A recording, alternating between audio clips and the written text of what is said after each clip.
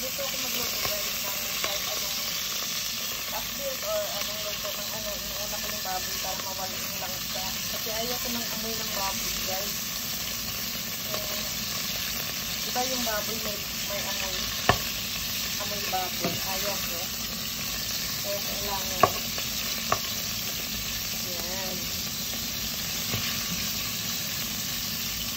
Lamagis.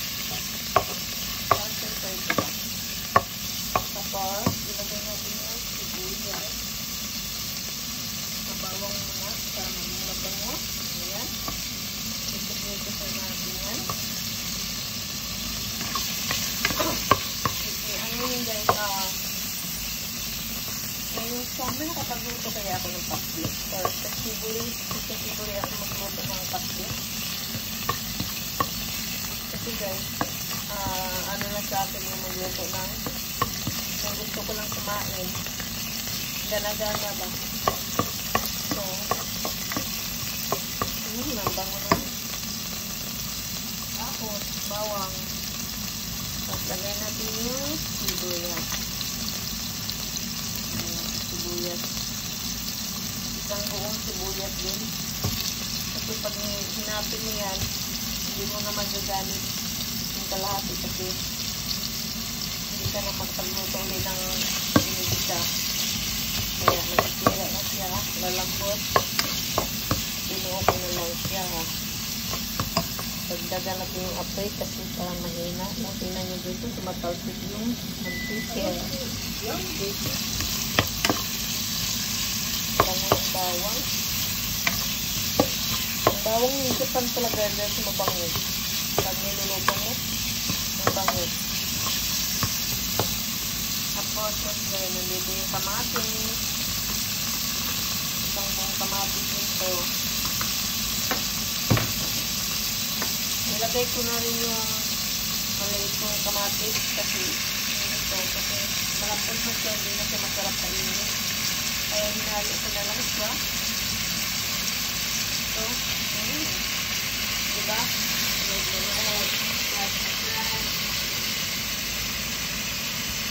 Hindi ko yung kamay. Kalansan. Ito guys, ito.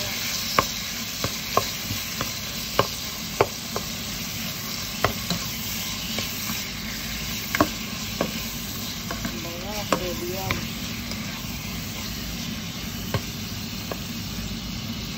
Kailangan natin durugin yung kamatis. Durog na durog talaga siya para malabas yung ano. Alam niyo ba yung kamatis guys, yung ano yan? Isang protas yan. Kaya dito sa Japan guys, kasi ang sarap ng kamatis. Bumibili ako ng malalaking kamatis guys, kahit mga isang box or ano, mahal yun. Binibili ko talaga siya kasi nga kinakain kong ano, ginagawang fruits naman talaga siya eh. Pagtapos kong kumain, kinakain ko siya, nisawsaw ko lang siya ng asin. Napakasarap. So ito, masyado na siyang red. Sinadya ko yan kasi nga para pang bisa. Pero pag medyo hindi siya masyadong red, nagtigas-tigas. Yan, kinakain ko yan ng buo sa luwa. So yan guys, turog na siya. So ilagay na natin yung ating gulay. So yung gulay natin guys, yung parang okra, hindi ko na hinati kasi nga maliit lang naman siya. Hindi ko na siya pinagpapisi. Yung buo siya, diba?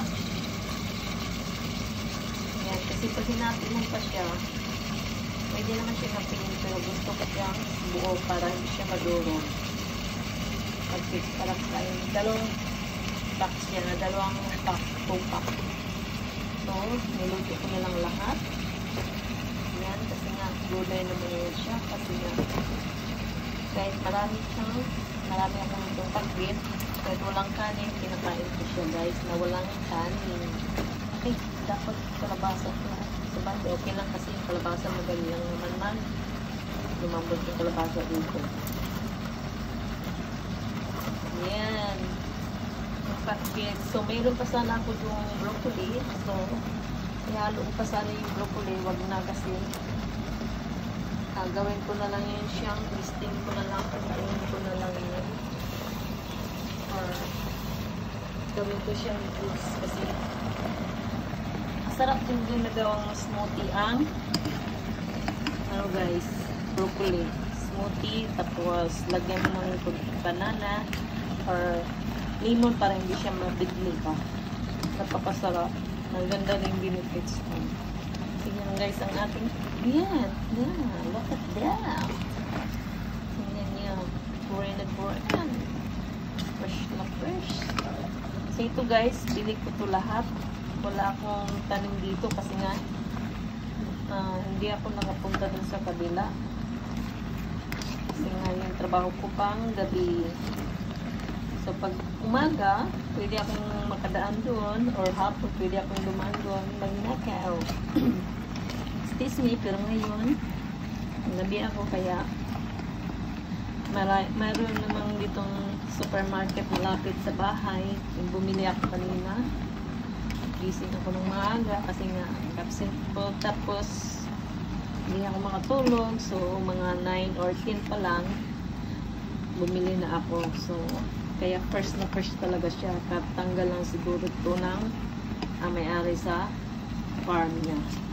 So tingnan nyo guys, ang sarap diba?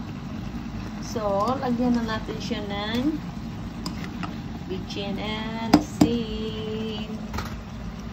Ganyan lang guys, kasi nga walang putol yan. Hindi tayo magpuputol. Ay, ang aking asin ay namalayo. So, lagyan natin ng bitchin.